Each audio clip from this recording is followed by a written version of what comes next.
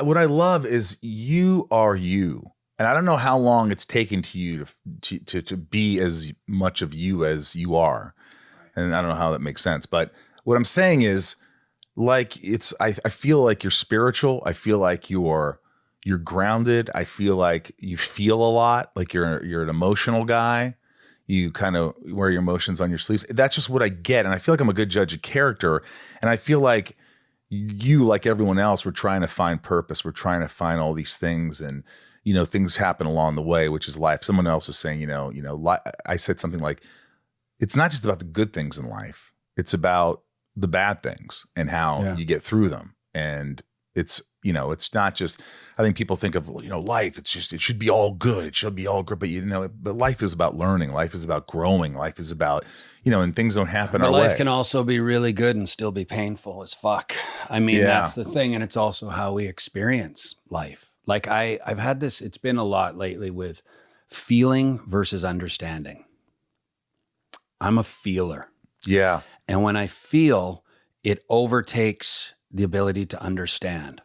And on a basic level, I mean, like when we were first going to do this a couple of weeks ago or whatever, and I was like, oh man, like I was just depressed. I know. I was going to say, I felt like you weren't very in a good place. You were trying to work through it. Yeah. And I'm very much, I do.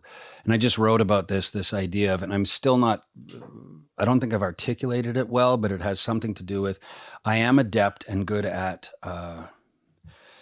getting rid of the cloudy days, the dark days. How do you do it? And that can be whatever, right? Cloudy days can be depression, can be something you're just going through. That's a rough time. And for me, it used to be 2 weeks, fetal position, or just like depressed. Couldn't get out of bed, like serious depression. Well, I've never been able to, and this is what a therapist once said. It said, you're not, it was, the depressed, whatever the label was that they used, any more than some of the other labels that were put out there, because of the fact that I still do get out of bed. Like the fetal position is more just that feeling. Yeah. I still get up and do something, even though I'm feeling like shit. It doesn't feel as good, and it generally helps get me out of it. But I have that's my morning routine of yoga and spinning on the fucking Peloton. That's not for any sort of like it's for here. Look at my, it's for your all mind. for there.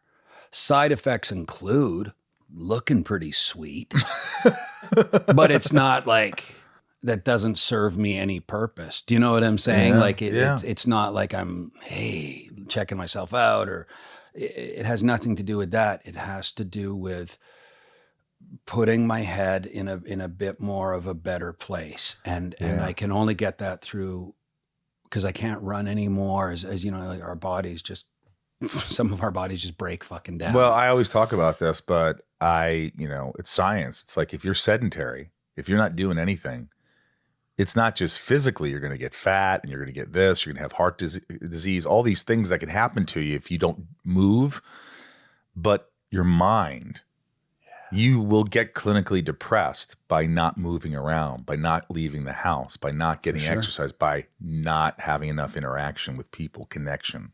Yeah. And when you understand that, then when you're having those days, you're feeling like shit and you don't want to do anything, but you should probably do something. And it's pushing yourself to do that. And you stay in a routine, right? You do this every morning, no matter if you feel good or bad.